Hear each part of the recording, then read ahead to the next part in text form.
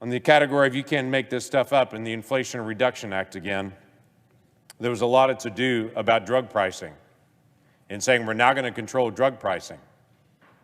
Well, here's what also has occurred with that.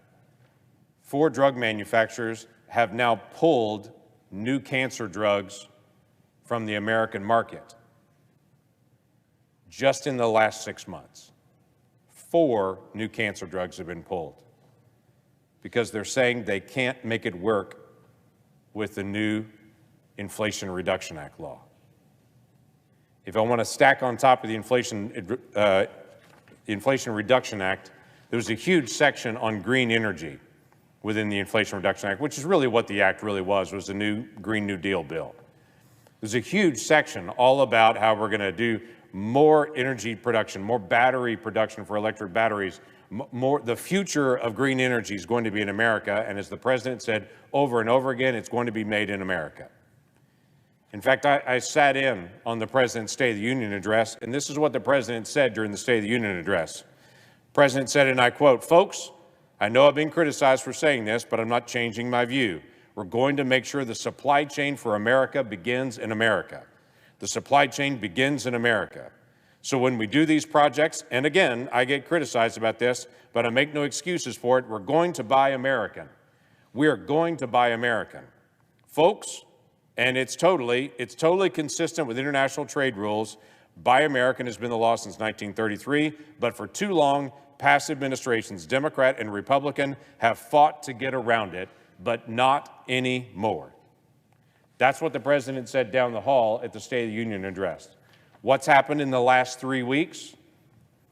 The president's team has actually worked with Japan to create a false free trade agreement because there's an exception in the Inflation Reduction Act that if you want to do green energy production, you have to do it in North America or you have to be a free trade agreement. We don't have that FTA with Japan, so they're creating a type of FTA with Japan so Japan can sell us batteries. So much for the previous administrations are the ones that tried to work around that. I'd love to say it's isolated, but they just did the same thing with Germany to create a workaround in the Inflation Reduction Act's Made in America Act, so that the Made in America Act and Produced in America Act will now also include Japan in their production, will now also include Germany in their production. And may I just say to you, one of the largest new North American battery manufacturers for EV just got moved to Canada, not the United States. So much for past administrations have fought to get around it, but not anymore. This administration is working around the Made in America, Buy American Act right now for green energy. Where do they get their supplies and their critical minerals? It's not from the U.S. It's from China. And the energy environment, well, I'm still talking through that as well. The Willow Project's been talked about greatly with Alaska in saying that they're now, ConocoPhillips is going to be able to produce off 3 platforms more oil coming from Alaska. Good, by the way. We have a steady supply of oil that can come for a very long time from Alaska, and it's been blocked off over and over and over again when the law states that property is set aside for energy production. But in the process, the Biden administration not only allowed 3 platforms to start producing oil, but then they blocked off 3 million new acres from production. 3 million. I was recently in the United Arab Emirates for a set of meetings in the Middle East, dealing with the Abraham Accords. And it was interesting when I'm traveling around that absolutely beautiful country and to see the wealth that's there. I couldn't help but think, this is what Alaska would look like if the federal government would actually allow energy production there, like there's energy production in the UAE. But our nation won't allow that. Instead, we're still buying from other nations rather than allowing full production in our own. You can't make this stuff up. If you talk to a developer right now, they will tell you it's very hard to develop new neighborhoods and new locations because they can't get transformers. Those little boxes that sit on the edges of neighborhoods, some of those are the transformers that are up high. Those transformers have a 99.55% efficiency. 99.55% efficiency. I wish I had that layer of efficiency. But the Biden administration just put out new rules for those transformers that are very hard to get right now because they're back-ordered, to add a 0.1% new energy efficiency requirement on them. Remember, they're already 99.55% efficient.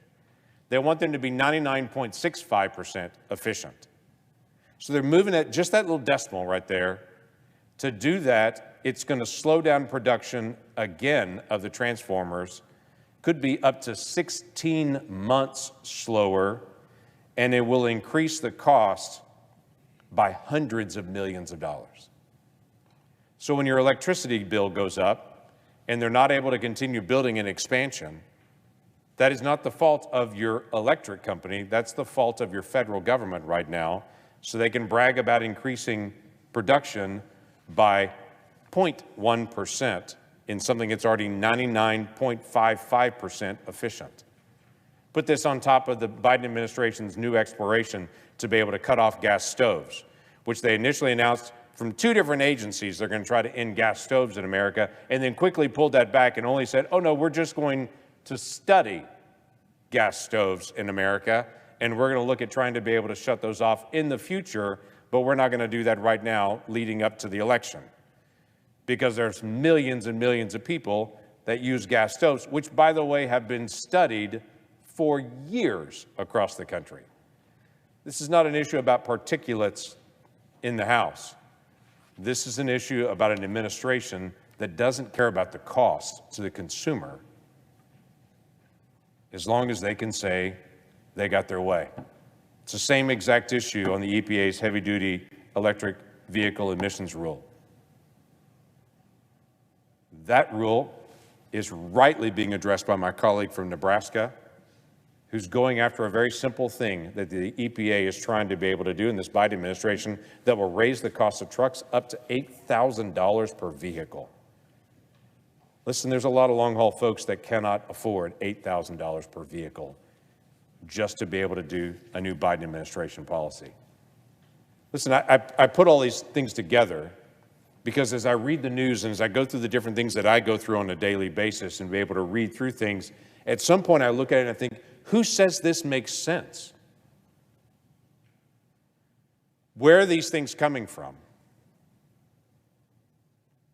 And if I pull any one of these out and put them in front of the vast majority of people in Oklahoma and say, is this the direction the country needs to go? They would say no. This Senate needs to talk about the direction the nation's going. We need to put controls around it, around agencies, that they just can't make up the rules based on their own preferences. This is not just an issue for our consumers. This body had a wake-up call this weekend when we watched China broker a deal between Saudi Arabia and Iran, and the United States State Department was not at the table because our foreign policy is collapsing around the world. That is a threat to American national security, and it's not just an absence of American policy making a difference. It's an absence of our American values. When China's values are on the move worldwide, that is not a safer world that we're living in.